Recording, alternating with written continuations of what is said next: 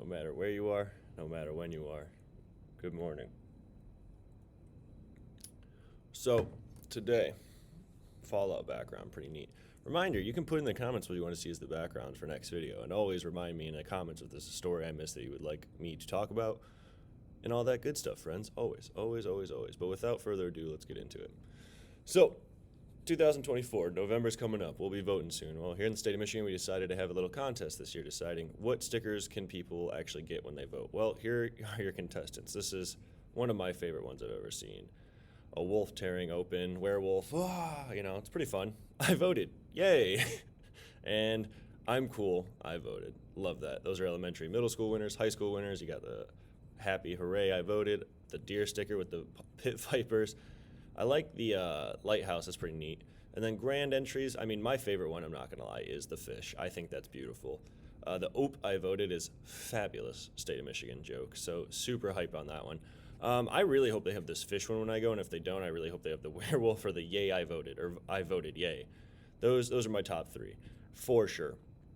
Something fun. I know it's not going to make anyone go out and vote, but in people in my generation and below, I've noticed ever since I've been able to vote that we kind of had this weird obsession of telling other people we voted, putting on the social medias, and, bragging almost, showing off they did their civic duty, which, again, it's your civic duty, so, yeah, you should be doing it. I never really got the whole bragging on social media about what you did politically.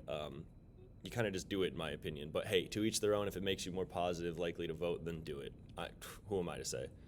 So we got two big stories, and then I'm actually going to let Khalil interject after this story before we move on to our next one to talk about a story from last week, and then we're going to end with a positive story. But super quick, this is just one I want to go over quickly because it ties into a lot of other things throughout future weeks. So the sentencing made with former President Donald Trump's time in one of his felony cases is really interesting because now the judge delays the sentencing until after November 26th. In other words, they said it perfect in the little head note. This will put voters in the dark about whether their president will face time behind bars. Imagine if he won and then he gets put into jail. Yeah, the idea of self-presidential pardon, all this stuff, blah, blah, blah, but nonetheless, people are less likely to vote for somebody if they've been convicted for a crime. That's already been proven.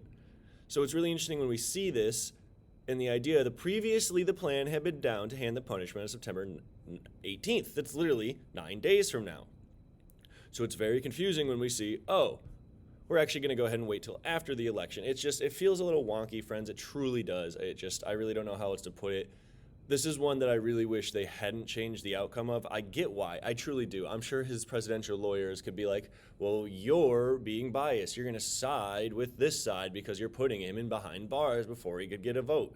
Which, shouldn't that be how it is? Crime? I don't care if it was the other candidates. I don't care if it was somebody I've never heard of that was running for president. Crime is crime. It's not like you stole a candy bar and then it's like, oops, I'm going to jail. No, this is like serious multiple felonies. So it's really interesting to see how people genuinely process and think it's okay to delay these events. But who am I to say? I'm not a judge. But real quick, I'm going to throw it over to Khalil, and I'll see you in a few minutes. Hey guys, I am back helping Mr. Brian out this week with another news update. So we're going to talk about RFK Jr., who has suspended his campaign and thrown his support behind Donald Trump. So this comes as, well, not too much of a surprise. Back this past year, Kennedy has said some, not great things about Trump. However, he is not doing well in his campaign, so he has suspended it. Now, his endorsement, it could have gone in two ways. He could have actually endorsed Kamala Harris, but he was interested in getting a job, a cabinet job, and the suspicion is the Harris campaign did not, promise him some type of job in the cabinet, and so through meetings with Donald Trump, it seems like he has almost secured himself a cabinet position, and so he went ahead and endorsed Trump. he endorsed him at a Trump rally in Phoenix, Arizona.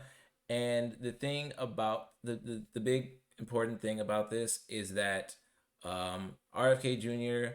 being on the ballot was actually hurting Trump in swing states, because he was taking independent voters more so from Trump than Harris, and so this backing is going to possibly give Trump more support in these swing states like Arizona. And so with that, I am going to pass it back to Mr. Brian, and I hope you all stay informed, and I hope you enjoyed the video. Thanks, Khalil. So we got one more heavy story before we get into the fun one, but as I'm sure you've all heard by now, there was a very brutal school shooting last week in Georgia. Now, 2 teachers and 2 students have passed away from the shooting. This brings into question a lot of things, but what's really important to understand is that the teenager's father will be charged, much like how with a precedence was set by the court case here in Michigan from the Oxford shooting when his parents were put to sentencing for the crimes of their child, but there was proof showing that they had known about previous issues he was facing. He had asked for help from his parents, the guidance counselors. People didn't offer it to him. It got worse and worse and worse, eventually leading to a point that we obviously never wanted to fill. But what I really need people to understand is without the Michigan precedence of the parents being tried, this would not be happening. It's very important to understand there's one piece in this story I really, really, really want to point to. He hadn't been investigated before this. The child who did the shooting actually was investigated before this. In fact, he was investigated last year because on Discord he had threatened to shoot up a middle school. And he was investigated and nothing came of it. And then we find out the parents weren't helping. The parents have a shady background, mostly the father. Even the grandfather came out and admitted, yeah, my grandson was raised in an awful home where he probably couldn't get the help that he needed. And obviously we see long-term between gun laws being as loose as they are in our country and people not accepting this idea that mental health is real and we need to make sure people are feeling okay and comfortable with who they are and getting issues worked out before it ever reaches this pinnacle of we don't know what to do with it, so we react in the most unhuman way possible. We need better counselors in schools. We need more resources for mental health, and we need stricter gun laws. I'm not saying ban guns. People use them for hunting. People use them for recreation, but we need to understand there needs to be more regulations in place to help against this stuff. It's really honestly upsetting talking about this as often as I do. I try not to bring it on this channel or in our classroom because the fact of it is sad, it's depressing, and it affects us personally. But this is something we cannot continue dealing with in this country unless we see direct change and action towards it. Genuinely, this is what, as you can tell, I'm pretty passionate about this subject. So I just wanted to point out that it's important the Michigan case existed because it set the precedence that the parents can be tried. And it's also important to understand if somebody's previously investigated, we should probably look into ways in helping them. We can try to avoid things like this. We don't have to have innocent lives lost from this. It's genuinely upsetting. And that's probably where I'll leave it on this story. And it's going to be hard to do a transition from something so dark into something happy. I know, and I'm sorry, but genuinely, I know a lot of you will care about this. The Lions won. It was an overtime against their former quarterback, Matthew Stafford, the rematch of the playoffs. A lot of hype into this game, and it goes into OT, and the Lions are able to pull out ahead.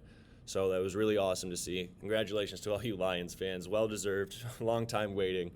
So, like I said, I wanted to make sure we ended the news on a positive note. So there you go. You can't go 17-0 without going 1-0, baby.